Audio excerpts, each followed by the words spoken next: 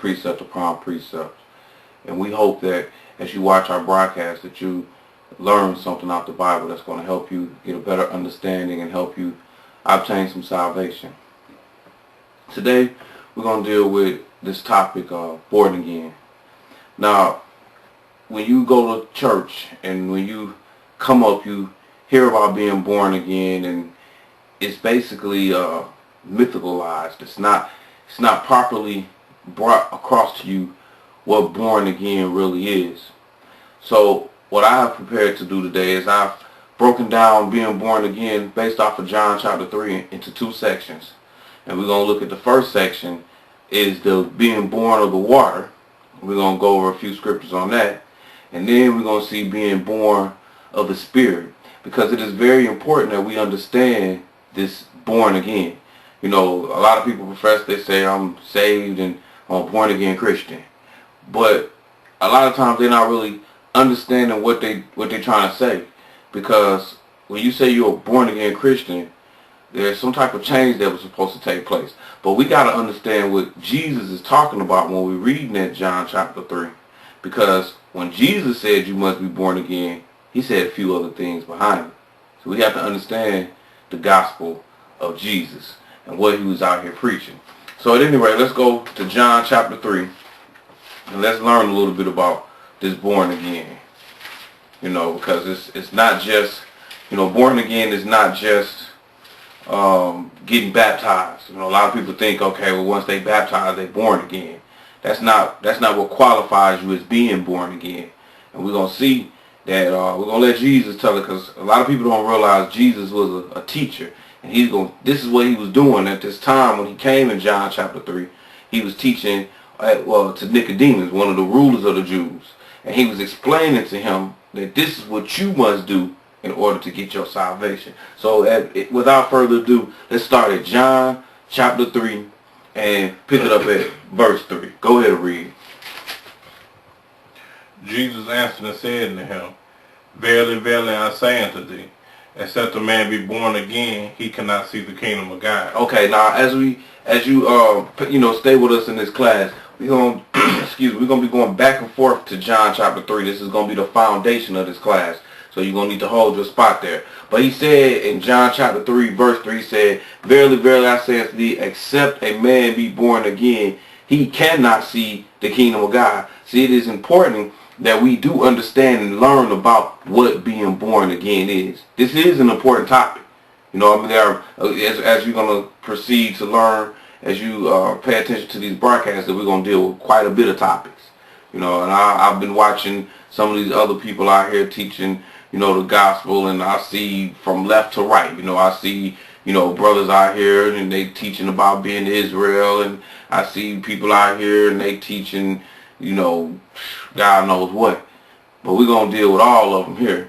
And this is important because this one here says, Verily I say unto thee, except a man be born again, he cannot see the kingdom of God. But go ahead. Nicodemus said to him, How can a man be born when he is old? Can he enter the second time into his mother's womb? Now notice the question that Nicodemus said. He said, can a man enter the second time into his mother's womb? You know, he understood what Jesus was really bringing to him. He was like, Verily I say unto thee, except a man be born again, he cannot see the kingdom of God. This statement was so crucial that he had to understand it. So this is what we trying to do. We're going to break it down and understand what this being born again. So he said, Nicodemus say, well, how can a man be born when he is old? Do he go back into the womb the second time? Go ahead, verse 5. Jesus answered, Verily, verily, I say unto thee, except a man be born of water and of the Spirit, he cannot enter into the kingdom of God. Right, and that's what we're going to come, and the title of this class is Born Again of the Water and the Spirit, how, and when. And we're going to see both of these things today. How you born of water and when you're going to be born of water. And how you born of the Spirit and when. And like I said, a lot of people think this is dealing with the baptism, but this is way more than just talking about the baptism. And the baptism is definitely a necessity to obtain your salvation, but this is even far more important. So he said, verily I say unto thee, except a man be born of water first, and of the Spirit, he cannot enter.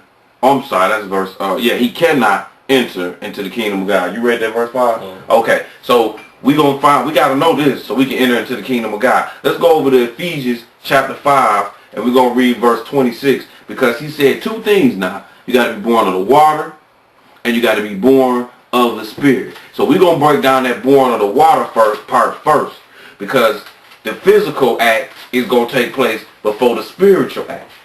You know what I'm saying? This is how the Lord is operating with this. That's just like he gave you the physical in the Old Testament when he gave you those commandments and those laws. And then in the New Testament, he came with Jesus, and Jesus brought on the spiritual level, put it up here. It's like you got to put that law in your heart and in your mind.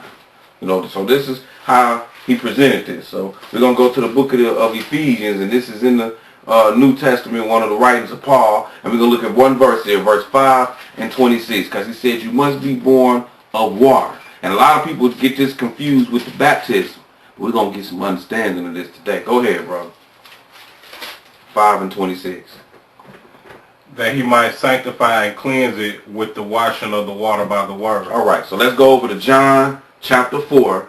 We just read one verse there. John chapter 4, and we're going to pick it up at verse 7, because we just saw in Paul, he said that you sanctified and cleansed by the washing of the water by the word.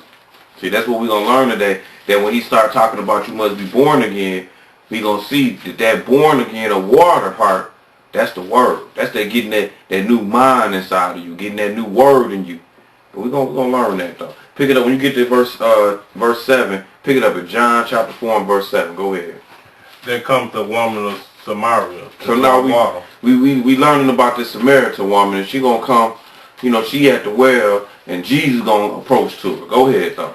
Jesus said to her, give me to drink. For his disciples were gone away into the city to buy meat.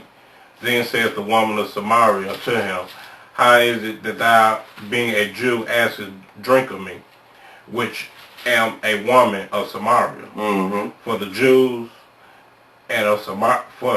have no dealings with the Samaritans. Mm-hmm. Go ahead. Jesus answered and said unto her, if thou knowest the gift of God, and who it is that saith to thee, give me to drink, thou wouldst have asked of him, and he would have given thee living water. Okay, so Jesus said to this woman, because the Samaritan woman, she like, look, I'm a Samaritan, you an Israelite. What you doing asking me? Like he said, the woman said, how is it that thou being a Jew ask drink of me, which am a woman of Samaria? For the Jews don't deal with the Samaritans. And see, that's